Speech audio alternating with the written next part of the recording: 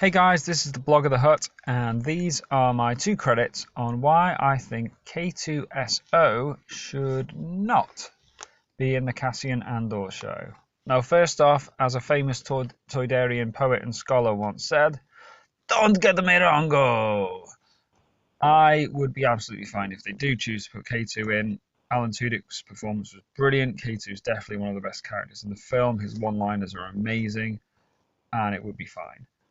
But when I read the overall description of the show, about it being set in the fledgling rebellion and about it being a spy thriller, something about both the timeline and the tone of the show seem to speak to me that maybe K2-SO would be better off not as a part of it. And here's my thoughts on why quickly. First off, the timeline. Now, we've seen K2 meet Cassian for the first time in the comic.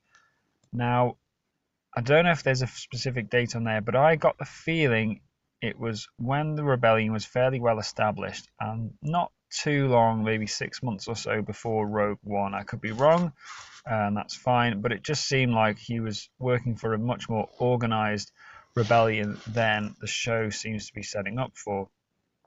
And if that's the case, we're looking at the unified rebellion under Mon Mothma, and the synopsis seems to be suggesting it's more when they were separate cells, loosely allied toward a common goal, in which case I think it would fit better that he was on his own.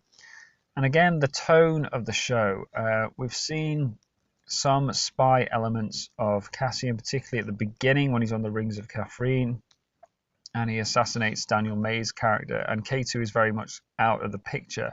And again, he wants to try and leave him behind when he wants to get in and out with Saw on Jeddah.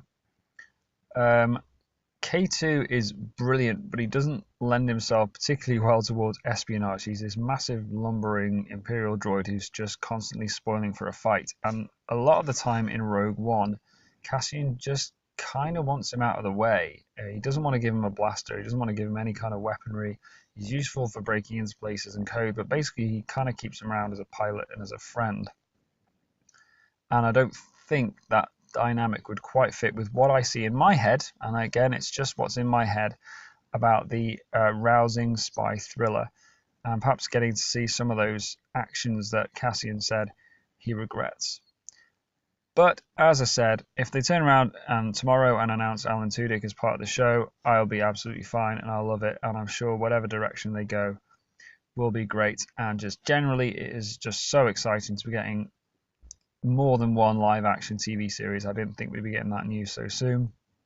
And it's not something I would stake my life on or anything like that. Guys, if you want to follow me on Twitter, you can. Also on WordPress, I'll be putting out some blog posts about my thoughts on some of the other characters that have been mentioned as possibly appearing in the show, and who I think should or shouldn't be. But for now, I'll leave it and say thank you very much for watching.